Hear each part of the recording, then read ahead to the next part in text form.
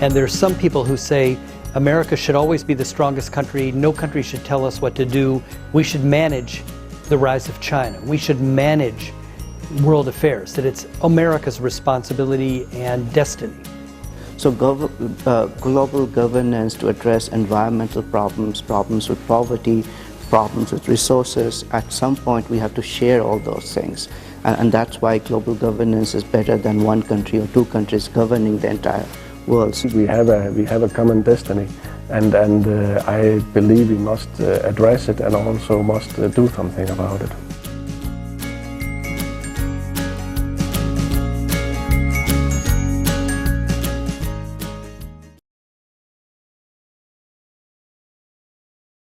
I certainly believe within any environment we have a common destiny in the world. It's urgent that we collaborate to do something about the greenhouse gases and this whole aspect of it. And I think that it's also urgent that we collaborate on technological development between the countries, agree we have a common destiny. And I believe we must address it and also must do something about it. I mean, it means in the Asian region and in the area around China, kind of creating a sense of shared challenges and opportunities, and the idea that everyone has to look after their emerging middle class, because these are the most, kind of important group for economic growth and for stability. The more you get into the middle class, the more stable I think your societies are going to be becoming. But I think common destiny, when you talk, again, on a security or political level, means different things across the region. There's no common framework at the moment. But that's why I think that the huge issues with terrorism in the Middle East, the ISIS particularly group, does give an opportunity to kind of create more of a common framework for security cooperation, which hasn't existed very much before. And if you have a kind of idea of common destiny where you're dealing with groups which are threatening security and threatening civilians, I think that that's kind of very necessary and becoming more likely that we will succeed in creating, at least in that area, a sort of sense of common security destiny. Well, I think that China recognizes that China's a huge country, but what happens in China influences countries in the region and the whole world. And that therefore we do have, as human beings, we have a common destiny. And we have to continue to be aware of other people. And there's some people who say America should always be the strongest country, no country should tell us what to do, we should manage the rise of China, we should manage world affairs, that it's America's responsibility and destiny. But what you have is China and other countries saying no. We're all here. We all should participate in solving global problems. It's not just you as sort of Lao Da or Lao Da Ge to make these decisions. So I think that I think the idea of a common destiny calls attention to the fact that we're all in this together. We're all on this planet. We can't all suddenly go to Mars to solve problems and to get away from it. And so that, I think that it's a good idea. So the idea of global governance is very different, because we live in a very interconnected and interdependent world.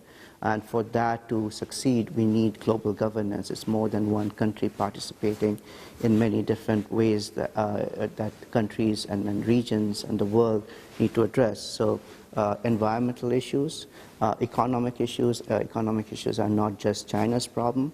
It's a problem of different countries as well. Poverty is not just China's problem. Africa faces this problem as well. I come from India. India has that problem as well. So global governance to address environmental problems, problems with poverty, problems with resources, at some point we have to share all those things. And that's why global governance is better than one country or two countries governing the entire world. So I think that's a very positive idea. And we see this with the AIIB Bank, or even the BRICS Bank. This is a trans-regional way of governance to providing money to different places which need investment in infrastructure, development in Asia, in Africa, and other places. So the One Belt, One Road part is a very important idea where various regions get connected and develop together. And I think that's the basis of the One Belt, One Road. It's a developing countries coming together and achieving a goal together.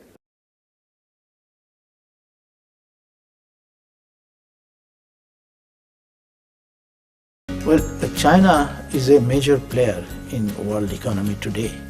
So I do believe that China will have an important role to play in future, more than in the past, in its governance structure of the financial structure of the world as a whole. In my view, the more leadership roles in organizations. This is true, that if China's growing economically, then all the countries, particularly neighboring China, can be the beneficiaries of this.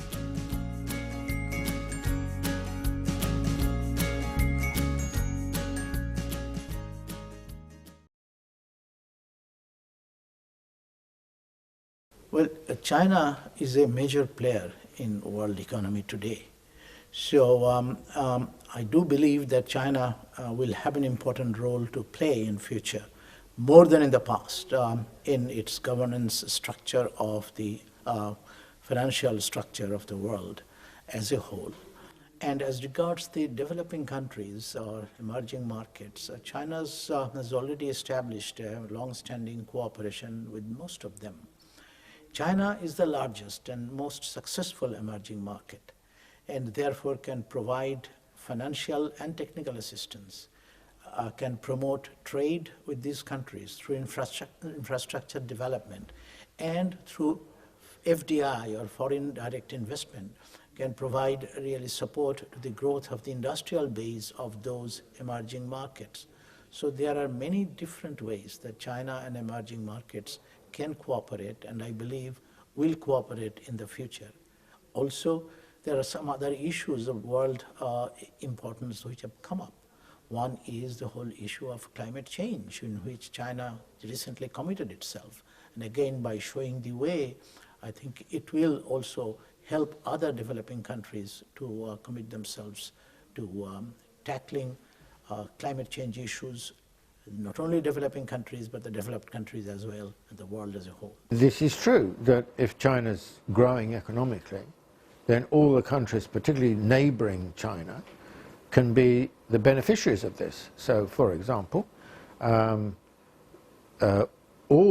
the countries in the region have steadily increased their exports to China.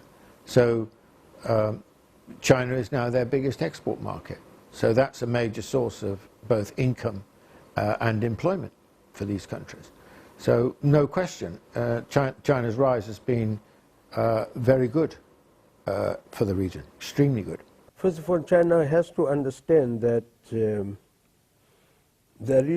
are going to be a lot of attacks on China coming from the West. Because once China becomes the biggest trade and investment partner with countries on the African continent, somebody will lose. And the people who will lose are the former colonial powers. So there are going to be some very serious propaganda attacks on China, and China is going to be presented in the world as a new colonial power. Now we need to fight this, because it's a very insidious form of propaganda, and it's designed to build a kind of anti-Chinese attitudes amongst our people. So both China and us working together have to resist that, because China's involvement in the continent is absolutely critical if we are to really decolonize the continent.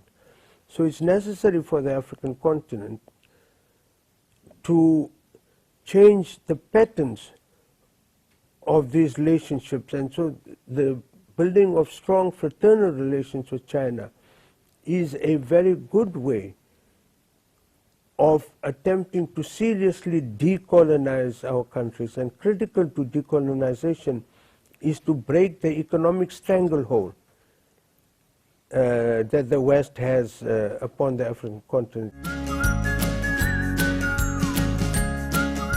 It's important to realize that China has always been a major presence in the United Nations, and and on the Security Council.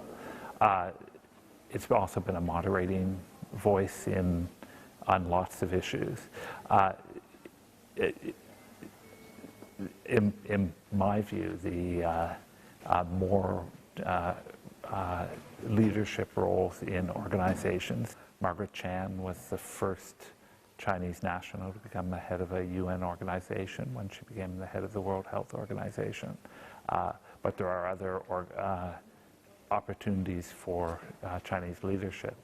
A lot of other countries have joined the bank despite the explicit American reservations about it. And that is a very interesting, important development. President Xi Jinping spoke about this at the UN General Assembly, is to really move towards a multipolar world. In a multipolar world in which you recognize the significance of all countries in the world, never mind how big or how small they are, and that the multipolar world would work essentially for a win-win situation in terms of the international relations.